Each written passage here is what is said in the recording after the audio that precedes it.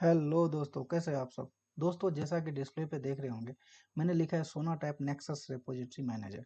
दोस्तों, बेसिकली ये क्या करता है, सॉफ्टवेयर आर्टिफैक्ट्स को मैनेज करता है। सॉफ्टवेयर आर्टिफैक्ट्स मैनेज करने का मतलब क्या होता है कि सॉफ्टवेयर जो डेवलप करते हैं उसको क्या करता है, वो स्टोर करता है एक सेंट्रलाइज रेपो में।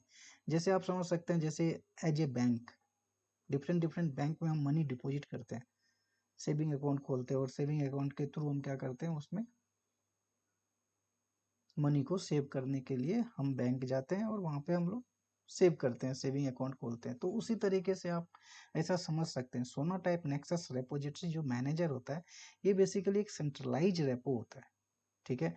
और ये सॉफ्टवेयर आर्टिफैक्ट्स को ये क्या करता है, मैनेज करता है, स्टोर करता है। डिफरेंट डिफरेंट अब सॉफ्टवेयर आर्टिफैक्ट्स मैनेज का मतलब क्या होता है, बेसिकली क्या होता है, जब कोई भी सॉफ्टवेयर जब सॉफ्टवेयर डेवलप करता है तो वो क्या करता है, सॉफ्टवेयर डेवलप करने के बाद सेंट्रलाइज रेपो में स्टोर करता है, जैसे कि गिटहब गिटहब। ठीक है। तो वहां से जेनकिंस क्या करता है, वहां से कोड को पिक करता है। कोड को पिक करने के बाद उस सॉफ्टवेयर को क्या करता है, बिल्ड करता है with the help of build tool, जैसे कि मेवन। मेवन क्या करता है, उस सॉफ्टवेयर को क्या करता है दोस्तों, उस सॉफ्टवेयर को वो वार फाइल एंड जार फाइल में कन्वर्ट करता है। कहने का मतलब है, ह्यूमन रीडेबल लैंग्वेज को मशीन रीडेबल लैंग्वेज में वो कन्वर्ट करता है, जिसको हम लोग बोलते हैं वार फाइल एंड जार फाइल। उसके बाद इस वार फाइल एंड जार फाइल को ये क्या करता है, स्टोर करता है। कहाँ स्टोर करता है दोस्तों, तो ये सोना टाइप नेक्सस रेपोजिटरी मैनेजर में स्टोर कर देता है। ठीक है। और ये डॉकर फाइल को भी स्टोर करके रखता है। तो ये डिफरेंट डिफरेंट टूल्स को ये स्टोर करता है। तो आइए इसके बारे में और भी डिटेल में हम लोग देखते हैं। तो ये जो सोना टाइप नेक्सस रिपोजिटरी मैनेजर है, जैसा मैंने आपको बोला था, ये बहुत ही पॉपुलर है दोस्तों, पॉपुलर रिपोजिटरी मैनेजर। ठीक है। और ये एलो क्या करता है, manage and organise your software artifacts. और ये क्या क्या सपोर्ट करता है, क्या क्या प्रोवाइड करता है, ये वेरियस रिपोजिटरी फॉर्मेट्स को दोस्तों ये सपोर्ट करता है। क्यों वेरियस रिपोजिटरी फॉर्मेट्स को ये सपोर्ट करता है, जिसमें मेवन है, नोड पैकेजिंग मैनेजर है, नगेट है, डॉकर है और मेनी मोर दोस्तों, मेनी मोर। मेवन क्या होता है, बिल्ड टूल है, बिल्ड टूल है।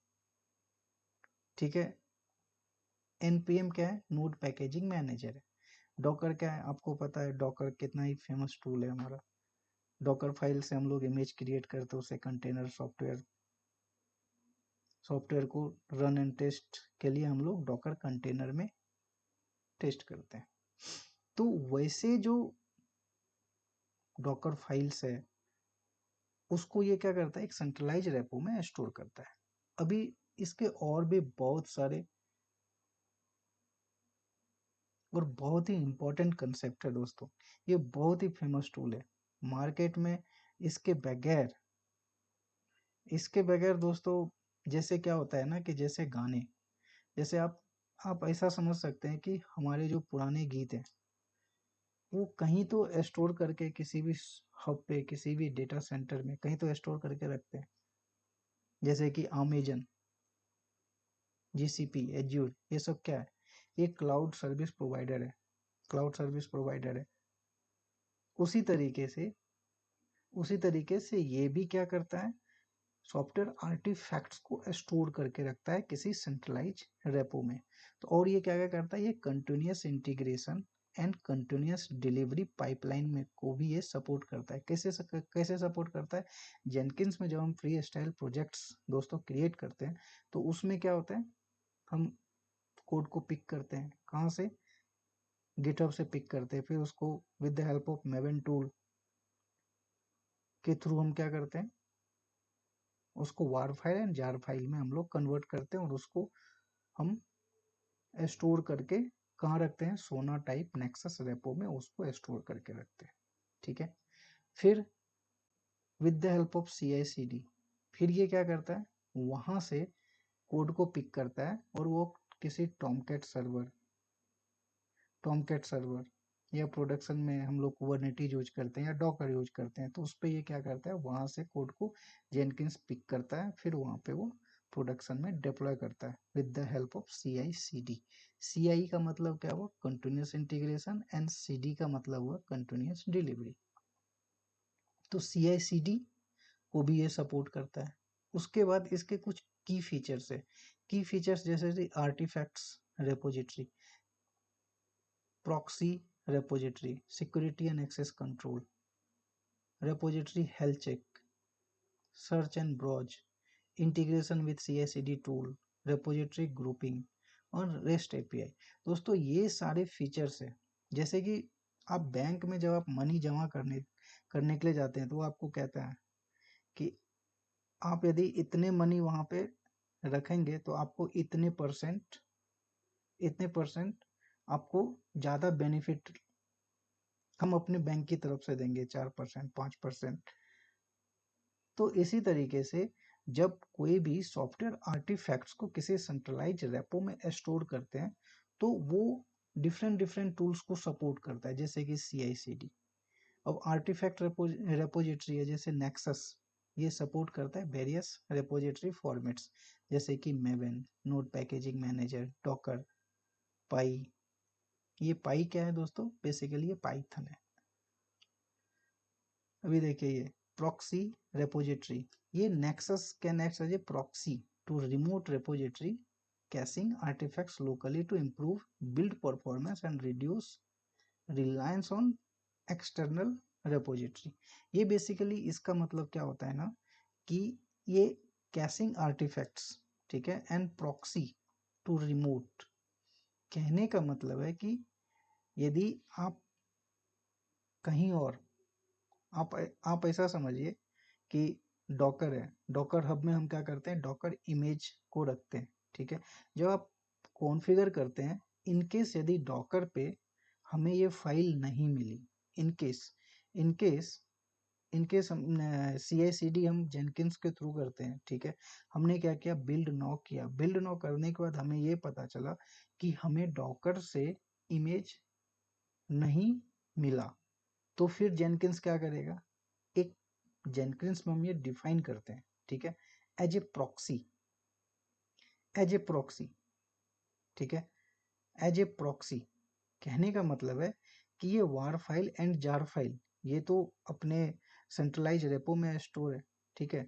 जो हम टॉमकैट सर्वर पे ये वार file and JAR file upload करते हैं, ठीक है, और वहां पे हम सॉफ्टवेयर को डिप्लॉय करते हैं।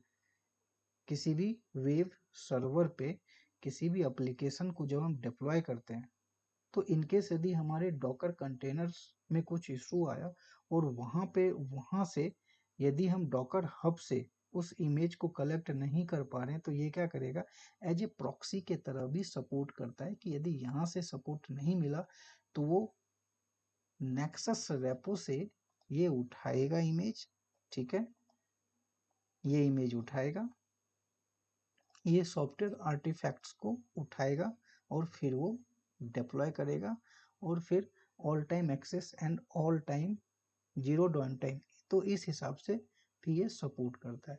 अब जैसे सिक्योरिटी एक्सेस कंट्रोल, ये सिक्योरिटी एक्सेस कंट्रोल भी हमें देता है। Nexus provide robust security features allow to control access to repository artifacts and other components, it integrate to LDAP, Active Directory and other authentication mechanism। और देखिए ये repository health check, ये health check के मान लीजिए कि आपने आपने अपने कस्टमर्स को एप्लीकेशन डिप्लॉय करके दे दिया, ठीक है, तो उसको कंप्रेस करके हमने दे दिया उन्हें, और इनकेस यदि हम दूसरे प्रोजेक्ट पे काम कर रहे हैं, तो फिर हम क्या करते हैं, उसी को हम लोग एक सेंट्रलाइज रेपो में, अब ये पता चला 2 साल से हमने इस एप्लीकेशन को इसी सेंट्रलाइज रेपो पे रख के हमने रख दिया है, तो वो हेल्थ चेक, तो वो डे टू डे क्या करता है, जितने भी हमारे सॉफ्टवेयर आर्टिफैक्ट्स हैं, ये चेक करते रहता है डे टू डे कि कुछ इशू तो नहीं आया उसमें। तो वही चीजें ये क्या है, this help in identifying and addressing issues related repository storage and performance. तो ये सारे फीचर्स भी दोस्तों ये क्या करता है, सपोर्ट करता है। सारे फीचर्स को प्रोवाइड करता है। सर्च एंड ब्राउज, ये nexus provided web based and interface that allow users to search and browse artifacts stored in the repository. This makes easy to find and retrieve the necessary dependencies. उसके बाद ये integration with CI/CD tool, ये CI/CD tools के साथ भी easily integrate होता है, जैसे कि जेनकिंस, ये ऑटोमेट, ये सिंपली CI/CD टूल्स के थ्रू ये इंटीग्रेट हो जाता है। और जैसे ही सॉफ्टवेयर, जैसे ही डेवलपर ने कोड लिखा उसको गिटहब में पुश किया वेबहुक के थ्रू, वो न हमारा बिल्ड नाउ क्लिक होगा और फिर क्या होगा, ऑटोमेटिकली जो भी डेवलपर ने कोड लिखा है वो क्या होगा, फिर से हमारा CI/CD टूल जो है, जो जेनकिंस